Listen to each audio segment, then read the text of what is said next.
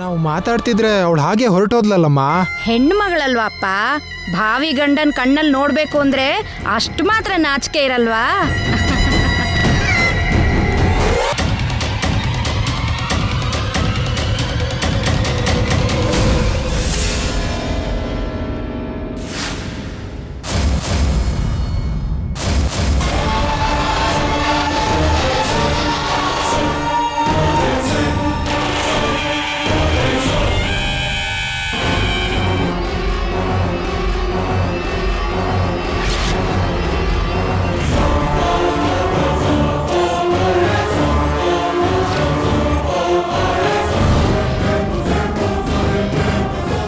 ಏನಿದು?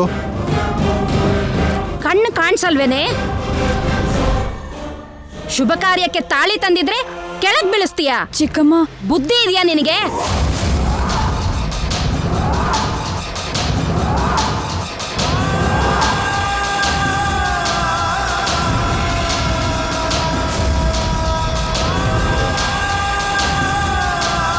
ನೋಡ್ಲಿಲ್ಲ ಚಿಕ್ಕಮ್ಮ. ಕಣ್ಣು ಎಲ್ಲೋ ಇಟ್ಕೊಂಡು ನಡೀತಾ ಇದ್ರೆ ಹೇಗೆ ಕಾಣಿಸುತ್ತೆ?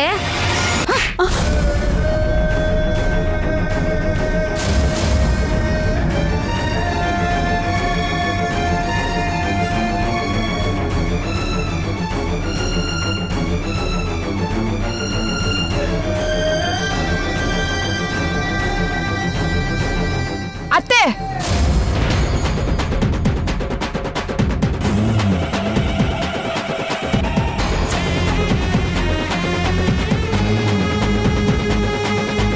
ಎಷ್ಟು ಧೈರ್ಯ ಇದ್ರೆ ನಮ್ಮ ಅತ್ತಿಗೆನ ಹೊಡಿತೀರಾ? ಹೊಡಿಯೋಕ್ ಧೈರ್ಯ ಯಾಕಮ್ಮ, ಕೈ ಇದ್ರೆ ಸಾಲ್ದ? ಏಯ್ ಏಯ್, ಏನ್ ಮಾಡ್ತಾ ಇದೀಯೋ? ಚಿರು, ಬಿಡು ಬಿಡು, ಬಿಡು ಅವ್ನ. ಬಿಡು ಚಿರು. ಏಯ್ ಏಯ್, ಏನ್ ಮಾಡ್ತಾ ಇದೀಯೋ? ಬಿಡು ಬಿಡು ಚಿರು, ಚಿರು, ಚಿರು, ಚಿರು. ಏಯ್ ಬಿಡು, ಹೋಗ ಆಚೆಗೆ.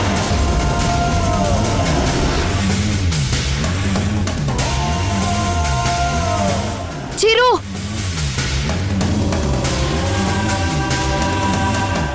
ಜಲಜಾ, ತಲೆ ಕೆಟ್ಟಿದ್ಯಾ ನಿಂಗೆ? ನಮ್ಮ ಮನೆ ಸೊಸೆನ ಹೊಡಿತ್ಯಾ? ಹೊಡಿದೆ? ನನ್ ಸೊಸೆ ಆಗೋಳ್ ಕೊರ್ಲಿಗ್ ಬೀಳ್ಬೇಕಾದ ತಾಳಿನ ನೆಲಕ್ ಬೀಳ್ಸಿದ್ರೆ ಹೊಡಿದೆ ಮುತ್ಕೊಡ್ತಾರಾ?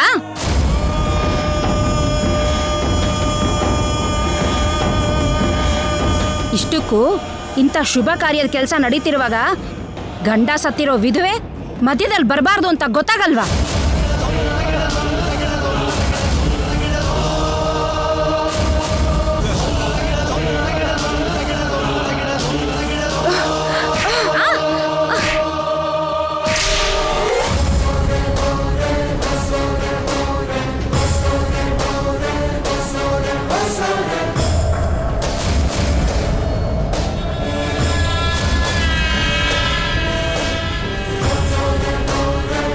ಹೇಯ್, ನನಗೆ ಹೊಡಿತೀಯಾ? ನಮ್ಮ ಅತ್ತಿಗೆ ಮೇಲೆ ಕೈ ಮಾಡಿದ್ದಕ್ಕೆ ಆ ಕೈನ ಮುರಿಲಿಲ್ಲ, ಅದಕ್ಕೆ ಸಂತೋಷ ಪಡು.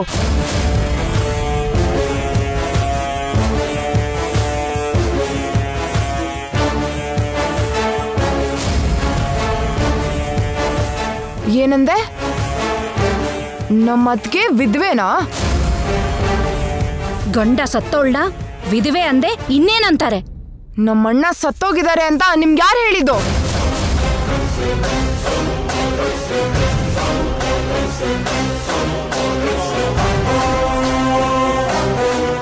ನಮ್ಮಣ್ಣ ಬದುಕೆ ಇದ್ದಾರೆ.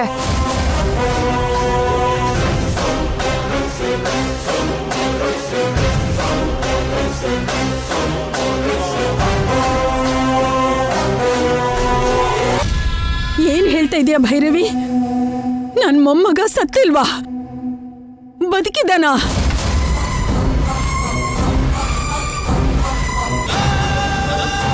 ಹೇಳು ಭೈರವಿ, ನಿಮ್ಮಣ್ಣ ಆದಿತ್ಯ ಬದುಕೇ ಇದ್ದಾನಾ?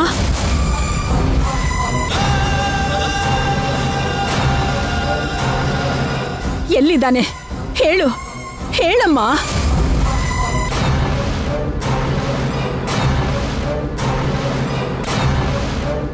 ನೀವು ಅಷ್ಟು ಅಮಾಯಕರಾತೆ?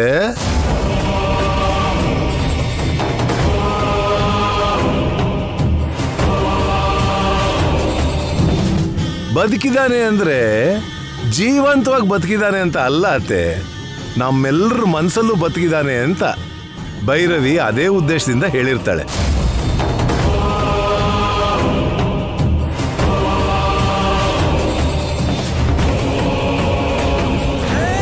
ಅಲ್ವಾ ಭೈರವಿ?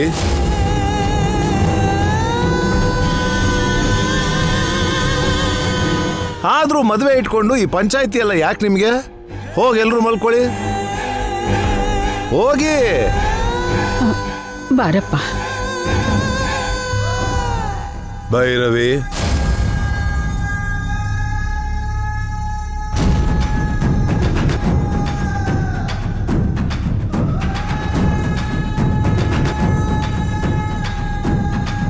ನಮ್ಮ ಅಣ್ಣ ಇನ್ನೂ ಬದುಕಿದಾನೆ, ನಮ್ಮ ಅಣ್ಣನ್ ನಾನು ನೋಡ್ದೆ ಅಂತ ಎಲ್ಲರ ಹತ್ರ ಹೇಳ್ಬೇಕು ಅಂತಿದ್ಯಾ?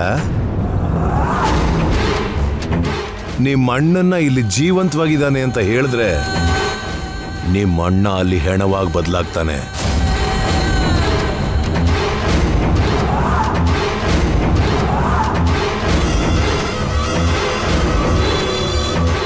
ಮಾವ, ಅದು ಅದು ಅತ್ತೆ ಅದ್ಗೆ ಹೊಡೆದ್ರು ಅನ್ನೋ ಕೋಪದಲ್ಲಿ ಬಾಯಿ ತಪ್ಪಿ ಹೇಳ್ದೆ. ಸಾರಿ ಮಾವ. ಮದುವೆ ಆಗೋವರೆಗೂ ಅತಿ ಬುದ್ಧಿವಂತಲಾಗಿಯೋ ಅತಿ ದಡ್ಡಿ ತರ ನಡ್ಕೊಳಕ್ ಹೋದ್ಯೋ ನಿಮ್ಮ ಅಣ್ಣನ್ನ ನೀನು ಶಾಶ್ವತವಾಗಿ ಕಳ್ಕೋಬೇಕಾಗುತ್ತೆ.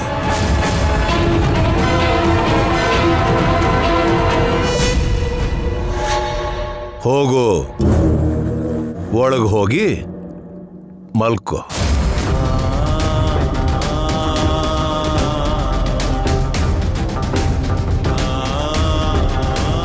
ಏನ್ರಿ ಭೈರವಿ ನಂಗ್ ಹೊಡೆದ್ಲು ರೀ. ನೋಡು, ಭೈರವಿ ಈಗ ನಿನ್ನ ಸೋದರ ಸೊಸೆ, ಮುಂದೆ ಸೊಸೆ ಆಗೋಳು. ಸೊಸೆ ಆದ್ಮೇಲೆ ಅವಳನ್ನ ಏನು ಬೇಕಾದ್ರೂ ನೀನ್ ಮಾಡು. ಒಂದ್ ವೇಳೆ ಆ ಟ್ಯಾಲೆಂಟ್ ನಿನ್ಗಿಲ್ಲ ಅಂದ್ರೆ ರಮಾದೇವಿ, ಉಮಾ ಶಿವಕುಮಾರ್ ಆಕ್ಟ್ ಮಾಡಿರೋ ಹಳೇ ಸಿನಿಮಾಗಳಿವೆ, ಅವನ್ನ ಯೂಟ್ಯೂಬ್ ಅಲ್ಲಿ ನೋಡು. ನಾನು ಹೊರಗೋಗಿ ಬರ್ತೀನಿ. ಅಮ್ಮ, ಅಪ್ಪ ಒಳ್ಳೆ ಸಜೆಷನ್ ಕೊಟ್ರಮ್ಮ. ಸೊಸೆ ಆದೋಳ್ನ ಹುರಿದು ಮುಕ್ಕೋಕೆ ನಿಮ್ಮಪ್ಪ ಹೇಳ್ದಾಗೆ ರಮಾದೇವಿ ಸಿನಿಮಾ ನೋಡೋ ಅಗತ್ಯ ಏನಿಲ್ಲ. ನನಗಿರೋ ಟ್ಯಾಲೆಂಟೇ ಸಾಕು. ಅಮ್ಮ ಹೇಳಿದ್ದು ಕರೆಕ್ಟೇ. ಅಮ್ಮ,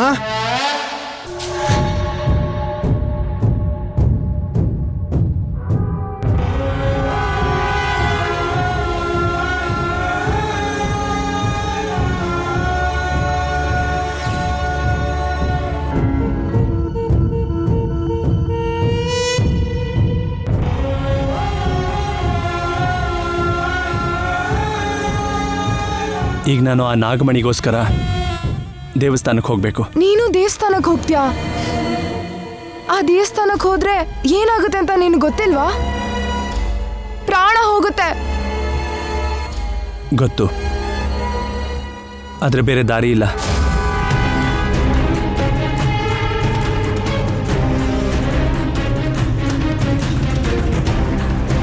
ದೇವಸ್ಥಾನಕ್ಕೆ ಹೋಗೋದು ಅಪಾಯ ಅಂತ ಗೊತ್ತಿದ್ರು ಕೂಡ ಅರ್ಜುನ್ ಅತ್ತೆಗೋಸ್ಕರ ಹೋಗ್ತಿದ್ದಾನೆ. ಅರ್ಜುನ್ ಜೊತೆ ಅತ್ತೆನ ಕಾಪಾಡ್ಕೊಳ್ಳೋ ಜವಾಬ್ದಾರಿ ನನಗೂ ಇದೆ.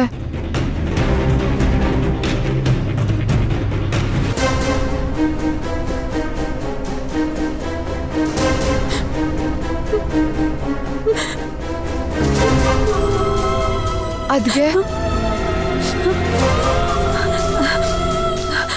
ಏನ್ ಭೈರವಿ?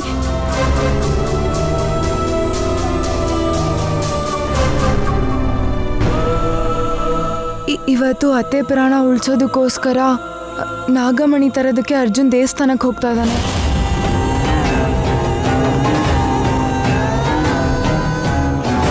ಅರ್ಜುನ್ಗೆ ನಾನು ಜೊತೆಯಾಗಿ ಹೋಗೋಣ ಅನ್ಕೊಂಡಿದ್ದೀನಿ.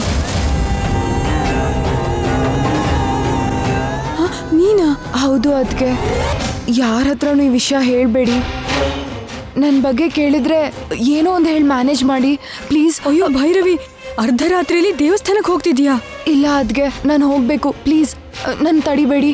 ಬೇಡ, ನನ್ನ ಮಾತು ಕೇಳು ಭೈರವಿ. ಭೈರವಿ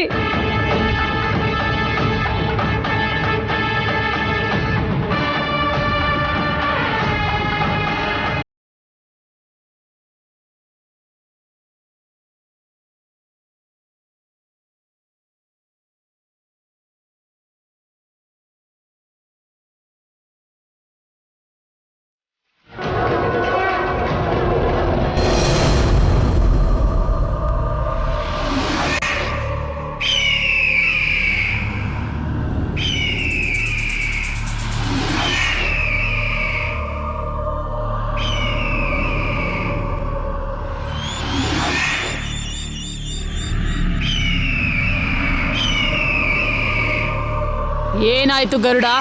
ಯಾಕ ಕೂಗ್ತಾ ಇದ್ಯಾ? ಇಂದು ನಿಮ್ಮ ಕನಸು ನನಸಾಗುತ್ತೆ. ಕನಸು ಅಂತ ಇದ್ಯಾ? ಕನಸಲ್ಲ, ನಿಜಾನೇ ಹೇಳ್ತಾ ಇದ್ದೀನಿ. ಏನಾ ಸತ್ಯ? ದೇವಾಲಯದಲ್ಲಿರೋ ನಾಗಮಣಿನ ತರೋದಕ್ಕೆ ಅಂತ ಆ ಅರ್ಜುನ್ ಇಂದು ದೇವಾಲಯದ ಒಳಗೆ ಹೋಗ್ತಾ ಇದ್ದಾನೆ.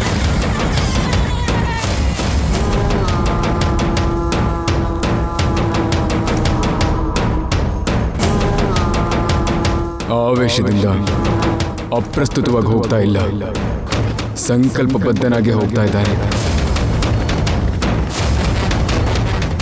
ಆದ್ದರಿಂದ ಅವನು ನಾಗಮಣಿಯನ್ನು ತರುವ ಸಾಧ್ಯತೆ ಇದೆ. ಅವನನ್ನು ಹಿಂಬಾಲಿಸುತ್ತಾ ಹೋದರೆ ನೀನು ಕೂಡ ಆ ದೇವಾಲಯವನ್ನು ಪ್ರವೇಶಿಸಬಹುದು.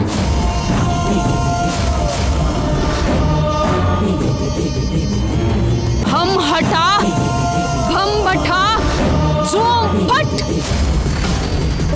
ನಾಗಾವರದಲ್ಲಿ ಒಂದು ಶಿವಾಲಯ ಇದೆ. ಆ ಆಲಯದಲ್ಲಿ ನಾಗಮಣಿ ಇದೆ. ಆ ನಾಗಮಣಿನ ತಗೊಂಡು ಬಂದು ನಿಮ್ಮ ತಾಯಿ ತಲೆ ಮೇಲೆ ಇಡಬೇಕು.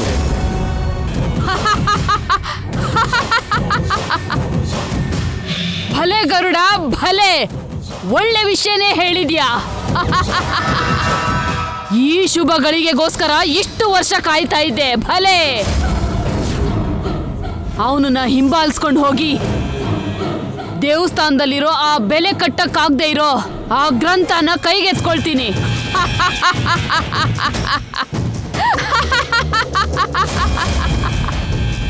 ನನ್ನ ಆಸೆನ ಈಡೇರಿಸ್ಕೊಳ್ತೀನಿ. ನಾನು ಅಂದ್ಕೊಂಡಿದ್ದೀನ ಸಾಧಿಸ್ತೀನಿ. ನಿನ್ನಂತ ದುಷ್ಟಶಕ್ತಿಗಳ ಕುತಂತ್ರ ಸಂಚು ಯಾವತ್ತಿಗೂ ಫಲಿಸಲ್ಲ. ಏಯ್, ಅತಿ ಆಸೆನ ಅಹಂಭಾವನ ದೈವಶಕ್ತಿ ಮನ್ನಿಸಲ್ಲ, ಕ್ಷಮಿಸಲ್ಲ. ಏಯ್, ಆ ದೇವಸ್ಥಾನನ ರಕ್ಷಣೆ ಮಾಡೋ ನಿಮ್ಮಿಬ್ಬರನ್ನೇ ಬಂಧಿಸಿದ್ದೀನಿ. ಇನ್ನು ನನ್ನನ್ನು ಯಾರು ತಡೆಯೋಕ್ಕಾಗಲ್ಲ. ನಿನ್ನ ಸ್ವಾರ್ಥ ಫಲಿಸಲ್ಲ, ನಿನಗೆ ಸೋಲು ತಪ್ಪಿದ್ದಲ್ಲ. ಸೋಲ ನನಗ? ನನ್ನ ದೀಕ್ಷೆ, ಧ್ಯಾನ, ಆಸೆ, ಆಶಯ, ಹಠ, ಪಟ್ಟು ಹಿಡಿಯೋ ಗುಣ, ನಿರೀಕ್ಷೆ ಎಲ್ಲ ಗೆಲುವಿಗೋಸ್ಕರನೇ. ನಾನು ಅಂದ್ಕೊಂಡಿದ್ದೀನ ಸಾಧಿಸ್ತೀನಿ. ಆ ತಾಡಪತ್ರ ಗ್ರಂಥನ ಕರಗತ ಮಾಡಿಕೊಂಡು ಈ ಪ್ರಪಂಚನೇ ಜಯಿಸೋ ಶಕ್ತಿನ ಸಂಪಾದನೆ ಮಾಡ್ತೀನಿ. ನನ್ನ ಗೆಲುವನ್ನ ನೋಡಿ ನೀವು ಅಲುಗಿ ನಲುಗಿ ಕೋಪದಿಂದ ಕುದ್ದು ಕರಗಿ ಹೋದ್ಮೇಲೆ ಆವಾಗ ನಿಮಗೆ ಅಂತ್ಯ ಕಾಣಿಸ್ತೀನಿ. ಗರುಡ, ನಡಿ.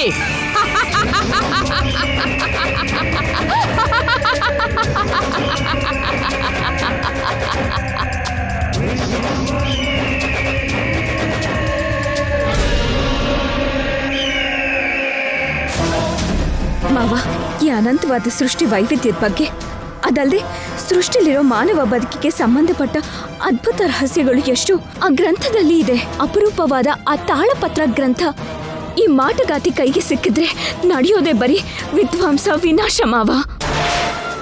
ಹೌದು ಮಲ್ಲಿ, ಯಾವ ಥರದಲ್ಲೂ ಅರಾಜಕತೆ, ಕೆಟ್ಟ ಕೃತ್ಯ ನಡಿಬಾರದು ಅಂದ್ರೆ ಹೇಗಾದ್ರೂ ಸರಿ ಈ ದುಷ್ಟಶಕ್ತಿಗಳು ದೇವಸ್ಥಾನದ ಒಳಗೆ ಪ್ರವೇಶ ಮಾಡೋದನ್ನ ತಡಿಬೇಕು. ಬಂದಿಗಳಾಗಿರೋ ನಾವು ಹೇಗ್ ತಡೆಯಕ್ಕಾಗತ್ತೆ ಮಾವ?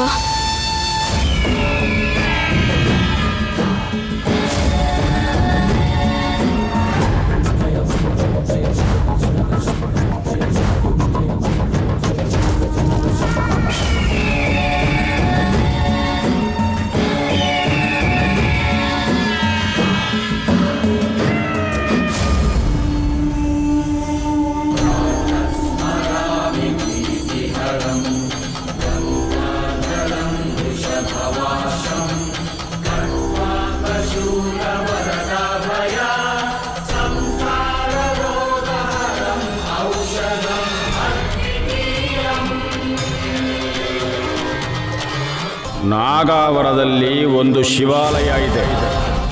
ಆ ಆಲಯದಲ್ಲಿ ನಾಗಮಣಿ ಇದೆ. ಆ ನಾಗಮಣಿನ ತಗೊಂಡು ಬಂದು ನಿಮ್ಮ ತಾಯಿ ತಲೆ ಮೇಲೆ ಇಡಬೇಕು.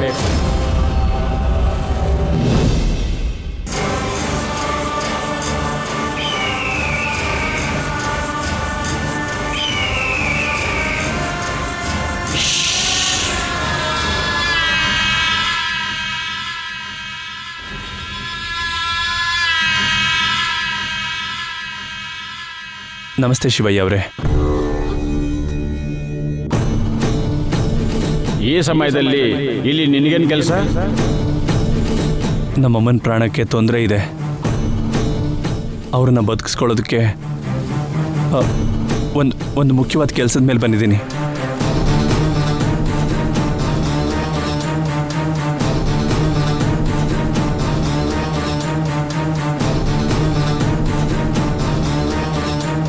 ಆದರೆ ಅದು ನಾನೊಬ್ಬನಿಂದ ಆಗೋ ಕೆಲಸ ಅಲ್ಲ. ಆ ಕೆಲಸ ನಡೆದ್ರೇನೆ ಅಲ್ಲಿ ನಮ್ಮಮ್ಮ ಬದುಕ್ತಾರೆ.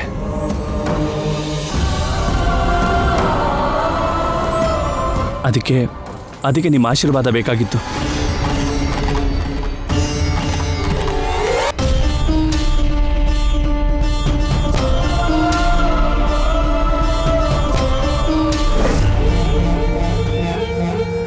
ಎದ್ದೋಳಪ್ಪ. ನೀವು ಆಶೀರ್ವಾದ ಮಾಡಿದ್ರೆ ಮಾತ್ರ ನಿಮ್ಮ ಪಾದ ಬಿಟ್ಟು ಎದ್ದೇಳ್ತೀನಿ ಶಿವಯ್ಯ. ಸರಿ, ಸಹಾಯ ಕೇಳಿ ಬಂದಿರೋದ್ರಿಂದ ನನ್ನಿಂದ ಆಗೋ ಸಹಾಯ ಮಾಡ್ತೀನಿ ಅಂತ ಅಭಯ ಕೊಡ್ತಾ ಇದ್ದೀನಿ. ಹೇಳು.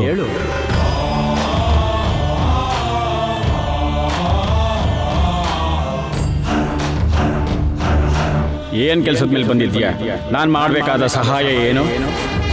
ಆ ಶಿವನ ದೇವಸ್ಥಾನದಲ್ಲಿರೋ ನಾಗಮಣಿಗೋಸ್ಕರ ಹೋಗ್ತಾ ಇದ್ದೀನಿ.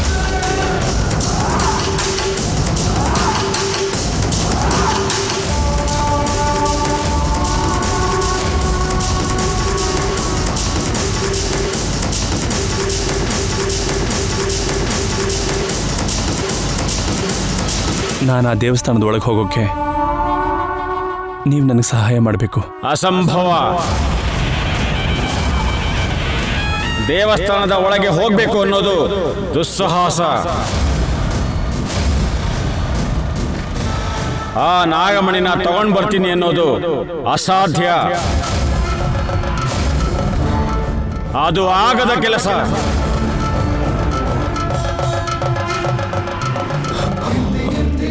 ನಿಮ್ಮ ಆಶೀರ್ವಾದ ಇದ್ರೆ ಏನು ಬೇಕಾದ್ರೂ ಸಾಧಿಸ್ಬೋದು ಅನ್ನೋ ನಂಬಿಕೆ ನನಗಿದೆ.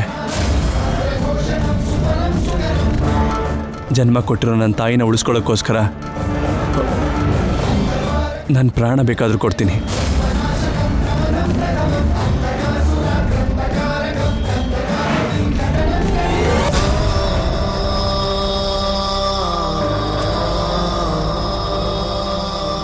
ಹೆತ್ತ ತಾಯಿ ಋಣ ತೀರಿಸೋದು ನನ್ನ ಧರ್ಮ. ನನ್ನ ಧರ್ಮನ ನಡೆಸ್ಕೊಳ್ಳೋದಕ್ಕೆ ನಿಮ್ಮ ಸಹಕಾರ ಬೇಕು. ಈ ಪರಿಸ್ಥಿತಿಲಿ ನನಗೆ ನಿಮ್ಮನ್ನು ಬಿಟ್ಟರೆ ಇನ್ಯಾರೂ ಸಹಾಯ ಮಾಡೋದಿಲ್ಲ. ಅಭಯ ಕೊಟ್ಟಿದ್ದೀರಾ, ಸಹಾಯ ಮಾಡಿ ಶಿವಯ್ಯ.